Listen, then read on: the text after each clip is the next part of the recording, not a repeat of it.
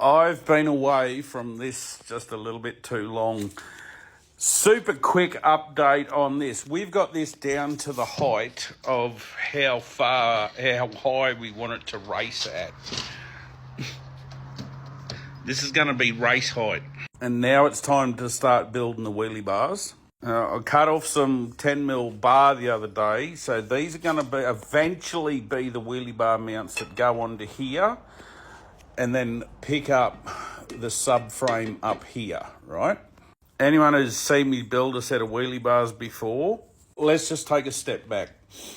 I run modified bike class. I do this for a certain reason, is all of my bikes can be put back to street bikes, or in this case motocross bike, with no changes whatsoever.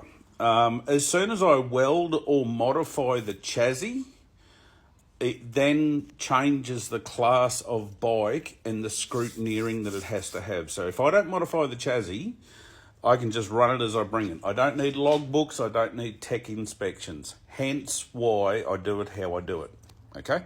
So what I do is I pick up all the bikes that I race, and this one has a hollow axle. So if we look through there, we can't, it's plugged on the other side. So I machine up these bushes to fit into the swing arm, and then we can mount off these. Well, for some stupid reason, I measured that at 19mm, but now when I put my verniers on there, it's 19.6. And when I machined this one up, I machined it at, 18.9, as good as 19mm to be a tight fit. I was wrong, because that's not good enough. So we'll duck up the workshop, we'll machine this down. Now we'll punch a hole through this, because this is the other thing that we've got to look at as well. Swing arms on dirt bikes and most bikes are offset, because we've got to fit the brakes on one side and the sprocket on the other that has to clear the tyre. So the two bars that I've cut to be the initial setup on it, we punch a hole through these in the centre, we slide them onto these pegs to where we want to have them, then we can get an equal measurement from the side of the tyre on both sides, and then we know that they are centre with the motorbike, and then we can start bending and putting them into place to pick up the chassis here and the bottom pickup point here. But I know that at the workshop, them fellas there are 25mm. I know that we've only got a 24mm hole punch, so I'm going to have to machine the outside of these as well down to 24. So off to the workshop we go. Now we're in the workshop, and this is the second time in the same video that I'm going to say I was wrong. I don't think I was wrong. We've got a 26mm hole punch. I know we've got a 24, but it's got to be down at the other workshop, and I couldn't be asked. So we'll just put a 26mm hole through these. Don't know if you've ever seen the hole punch working before, but because we're not punching anything, it's a two-hand operation for safety, and I agree with that. Because we're not punching anything, I'm going to bypass the safety and just press that little button with my thumb. So you watch it and it just goes, and that's it. And when it gets to the bottom, let your foot off and up it comes. Pretty fucking tricky, eh? Now, on the bottom of all of them punches is the centre punch. So we'll just go down here to the other ones. So this is a smaller one. See how they've already got a centre punch in them, right? And we've got a centre punch in that. So when we align that with the centre punch on the bottom, it'll actually lock it into place. So now that's locked into place. We can't move it. It's where it's going to be. Now I'm going to bypass the safety.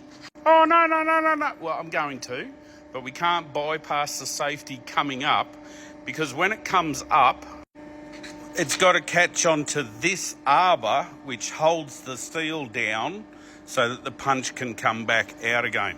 Okay, so here we go. We put the foot on the go pedal. This is punching down. So that's punched the hole through. We shut the door, let our foot off, and it pulls the punch out. And that's the slug that it punches out. Pretty cool, eh? And that's the finished product. I think I said that we didn't have the 24, but it was down in the other workshop. So I punched about 26, That'll be quite okay. That's the one with the smaller diameter, so that one there can stay how it is, and this is the one that we've got to machine down, piss that part off, put another land on, and continue the hole down a bit deeper. Might not need to, but we need to bring that down to 19.4 mil. So we've just got that kissing on there, and we're back our 15 mil, and we're going to call that 25 mil. So if that's 25 mil and we take half a mil, which is over off the radius, that'll be 1 mil off the diameter.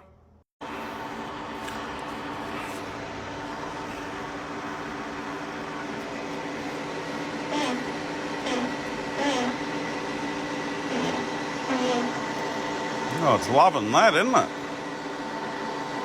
I know we can go a lot more. I know, but we're not gonna. But now we've got our base measurement. We know that it's a little bit more than a mil, but I started under as well. So we'll get this down to the 19.5 that we need. So that's now down to 20.8. So what I'm going to do is I'll take 0.4 off that, which should bring that down to 20. It's a little bit over, but that'll be all right. And that's brought it down to as good as an exact 20 mil. So I'll re-zero my gauge. We want half a mil. So that means we bring it down to there. And hopefully we're close enough. 19.5 is what we want. 19.5 is what we've got. Change the different tool. Just knock the sharp edges off that. Back home we go. Now we're back home again. That is a far better fit than what it was, okay? So we'll slip the bars on. So that's got both of them bars sitting on there, and we'll start now getting exact measurements from the edge of the tyre or the edge of the rim out to the bars, which will be at a later date. Then we can start, see, we'll tack them on to the props here. We'll cut off the excess, which will go. See, these are actually counterbored already to about that point. So when they're fitted to the bike, a piece of threaded bar goes right through the whole thing and clamps them together onto the axle. So hopefully in a couple of weeks' time, we'll have a set of wheelie bars for the KX. Whoa! It's getting a lot closer than what I thought it would. And it's going to happen a lot quicker than what I thought it would. Anyway, with that, hashtag call your mate, see professional, have a heart, spread shit around, and we're starting to get going on the KX. Or the 990, or the CBR, or the Gixxer, or the other CBR, or the R6, or the other KM, or the KX, KXD, or whatever it is, four-wheeler, or the PW50. And I did just do some math. It's been since February was the last time I worked on the KX. So, time to clean the shed out and get serious. Catch ya.